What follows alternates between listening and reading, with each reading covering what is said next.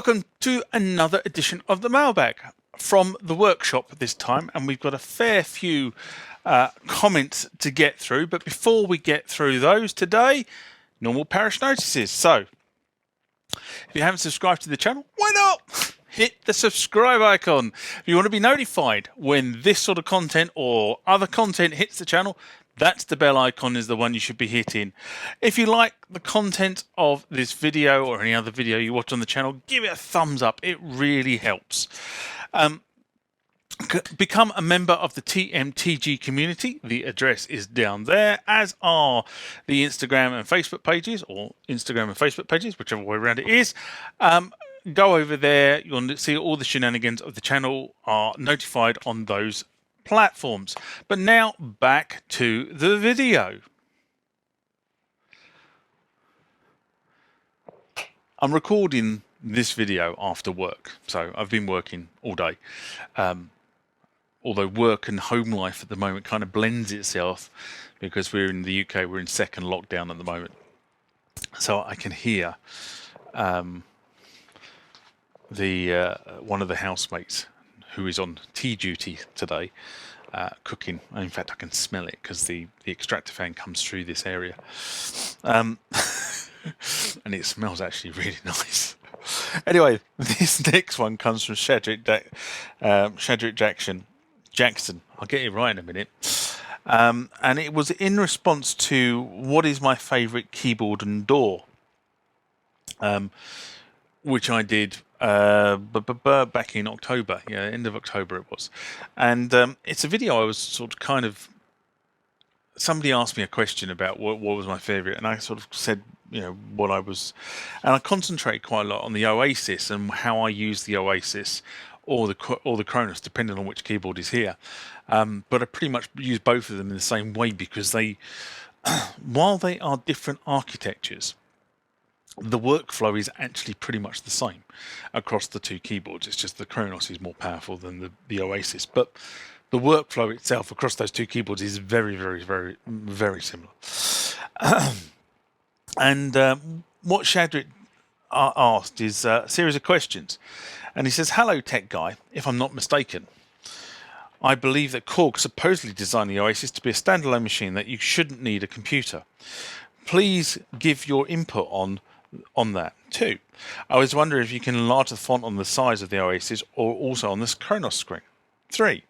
And also, can you dim the screens on the OASYS and the KRONOS or change the colour theme to get a dark background? Kind of like the screen on the Roland Phantom G series. They have dark backgrounds, which seem to be easier on the eyes. 4. Finally, do you think you could actually produce music on the keyboards themselves that's good enough for CD sales or upload it to some sort of music platform for sales, not having to use an actual DAW? Are the keyboards that good and all powerful?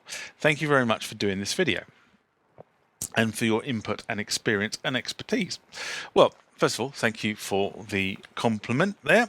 But I actually responded to Shadrach, and there are actually 4 really quite good questions that deserve proper answers. So, in the way that he raised them, I'll respond to them exactly the same way. So, first one, which was about Korg designing the machine, the OASYS, to be standalone. Now, Korg have designed the workstation to be a workstation that you don't need anything else. That was always the intention. And as you've moved up from the M1, T1, Triton, Trinity, Triton, M3, OASYS, KRONOS, etc., they've all got better. So that's the first thing. So that's what Korg was aiming for. Korg was aiming for, effectively, these things would be a production facility. So you didn't need a computer. Now, the problem you had is, back in the day, while they were powerful enough to be a production facility, the way you needed to use them didn't kind of lend itself to that. So you did need a computer, really, to work with the T1 and the M1. But slowly, over time, the technology has got better that's in the keyboard. And I would say that the Triton was the first I could say could potentially bypass the computer in terms of being able to stand alone as a complete production facility. But with the Oasis, Korg changed from the way the Oasis works, and it kind of changed the way Korg approached this in terms of not having a custom soundboard or a custom chipboard in the machine, but actually going for more software-driven synthesis, and that's what the Oasis really did. And the KRONOS follows exactly that. If you open both those machines up, look inside, you'll find a Linux computer, okay, overlaid Korgism software. So that's how these machines work now. But if you go and look at the Oasis, the way the Oasis works, it has a 10.5-inch screen. It's big enough to be seen. It has a 16-track MIDI and a 16-track audio sequencer in it.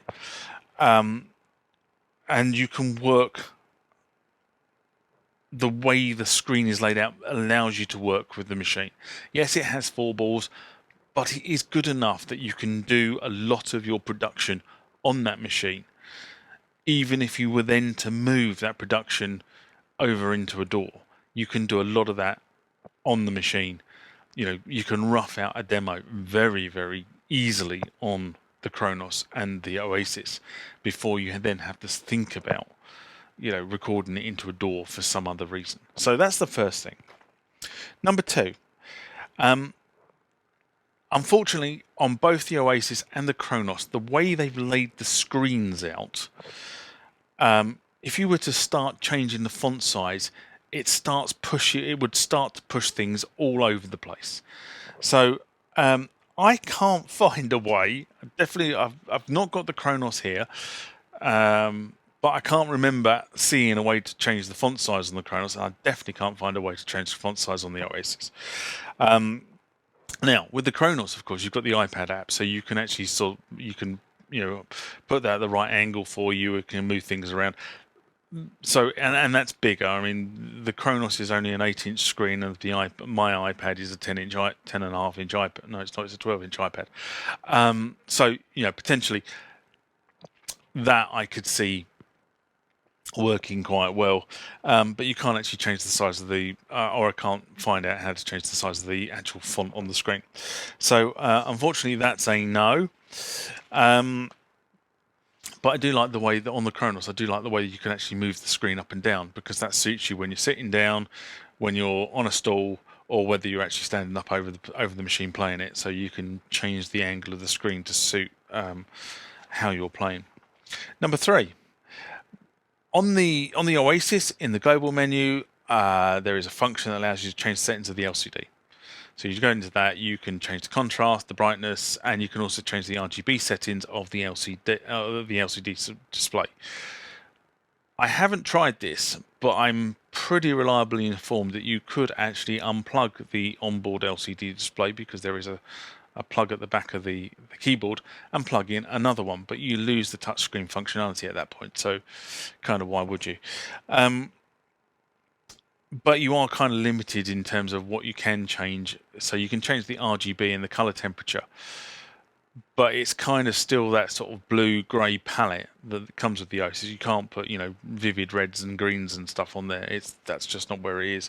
Now, in terms of the KRONOS, I'm pretty sure the same exists. And again, the KRONOS is not here, so I can't test it, but I'm pretty sure it exists.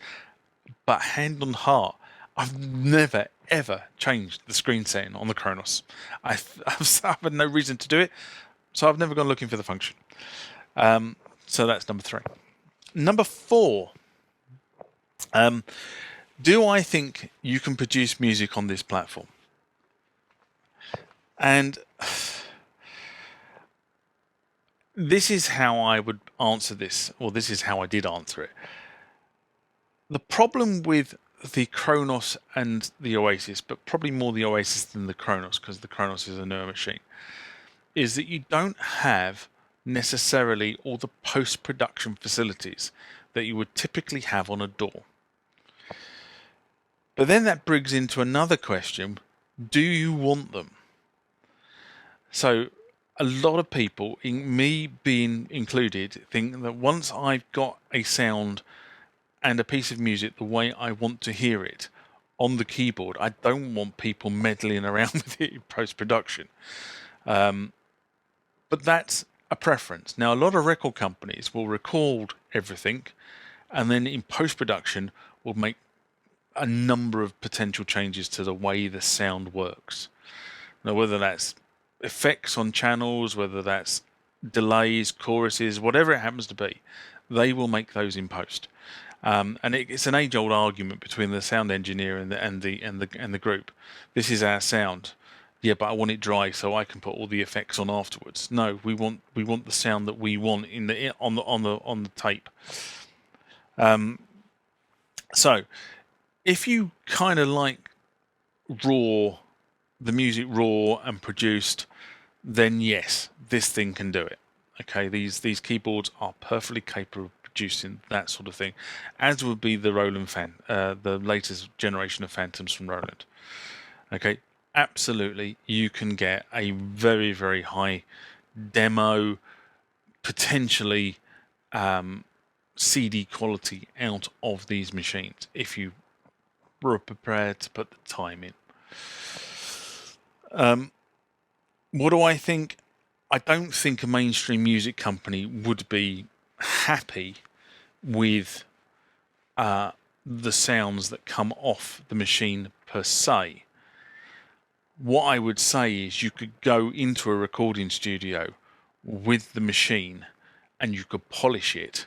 So you could write your song, your production, go in and then have it mastered from the machine into something else. But a record company, I don't think, would be happy with the quality or the sound dynamics. I think there's probably more the sound dynamics that came off an Oasis or a Kronos. They would want to do more to it to control the sound. So I hope that answers the question. And then Shadrick did respond, and basically I went back to him and said, look, the bottom line is that these machines have been designed to help you with the production facility. What Shadrick didn't want to do was he didn't want to use a DAW. He says he's not computer literate, and I don't think you need to be computer literate to use a DAW, because, and this maybe people will shout at me, but when you went into a studio back in the day, okay, and you had tape, and remember, most people my age, if they were playing music back in the sort of the 80s and 90s, probably more the 90s, we all started with a test cam, a 4-track test cam or a Fostex, one of the two. I think I had a Fostex back in the day, and it was 4 tracks, and you used to record on 3 tracks and bounce down to the 4th, and record on 3 tracks and bounce down. Yeah, you sort of kind of get the drift, and you end up with sort of a cacophony of sounds. And if you made a mistake, well, you know what? Tough. You couldn't go back and retrack. And then I upgraded to an 8-track. I had a Fostex 8-track, which was wonderful, apart from the fact that my mixer wouldn't support an 8-track, so I ended up upgrading the mixer at the time. And then, over the time, we've kind of all gone digital. And originally that was with sort of digital recording attached to a commercial desk, and now it's all done on your Apple Mac in your bedroom. But remember, the processes you learn if you're my age and you were doing it back then, the processes you learn about how to record to tape, how to play back from tape, how to do inserts and that sort of stuff. Those processes still the same in your DAW. They really are the same in the DAW. The difference is you're doing it on a computer, but the process, the mental process you go through is the same. So I was trying to sort of get across and say, the computer just combines a lot of these things into a package that allows you to do it in your bedroom now, as opposed to having to rent expensive studio space.